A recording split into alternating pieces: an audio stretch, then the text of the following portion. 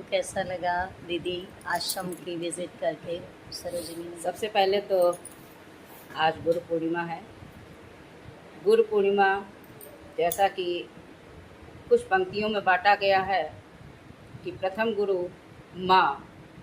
द्वितीय गुरु पिता, तृतीय गुरु शिक्षक, चतुर्थ गुरु हमारा जो हमको ज्ञान देता है, और पंचम गुरु वो परमपिता परमेश्वर जो हमको मार्गदर्शन मिलता है। तो उस प्रथम गुरु माताओं का इस वृद्धावस्था में आश्रम में आकर उनका जो आशीर्वाद प्राप्त हुआ, और सबसे बड़ी बात कि खुशहाल माताओं का, जैसा कि अभी हमारी बड़ी बहन रजनी जी ने बताया कि वृद्धावस्था आश्रम के बारे में जब हम सोचते हैं तो अलग एक अजीब सी संकल्पना बन जाती है कि कैसे रहते होंगे, क्या करते होंगे। लेकिन जब इस आश्रम में आकर उन माताओं को देखा कि जितनी खुशहाल हैं, बल्कि उनका कहना है कि हम अपने घर से ज़्यादा खुश हैं। परिवार में उतने खुश नहीं रह पाते हैं, परिवार में हमको समय से चाय पानी नहीं मिल पा रही है, जबकि यहाँ पर जब इच्छा करते हैं तो हमको मन मांगी चीज़ मिलती है, चाहे भोजन हो, चाहे जलपान हो या कुछ भी। तो ऐसी जगह पे आकर उन माताओं का आशीर्वाद प्राप्त करना, और सबसे ज़्यादा कहते हैं कि सार्वजनिक शिक्षण संस्थान के अंतर्गत ये जो वृद्धावस्था आश्रम,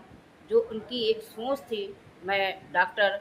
सुशील चंद्र मतपेश जी का बहुत बहुत धन्यवाद देना चाहूँगी, जो कि इसके प्रबंधक हैं। उनकी जो ये सोच थी कि जो माताएं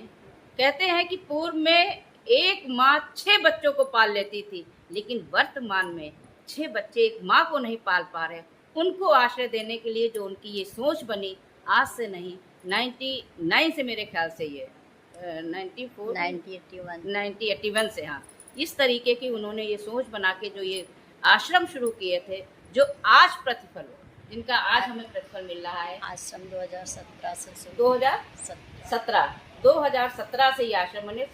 संस्था तो हमारी चल रही थी, लेकिन इस तरीके के आश्रम जो माताओं को, क्योंकि यहाँ पर जैसा कि हमको शैलेंद्री जी ने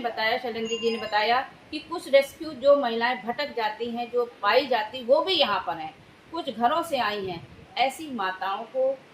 इस परिवेश में रखकर उनको सभी सुविधाएं प्रदान कराना इस संस्था का उद्देश्य है। वास्तव में इस पवित्र संस्था के लिए मेरी हृदय से शुभकामनाएं हैं, और यहाँ का जो पूरा स्टाफ है, और मैं इस संस्था की अध्यक्ष कंचन, जो हमारी बच्ची के समान है, और मेजर कैप्टन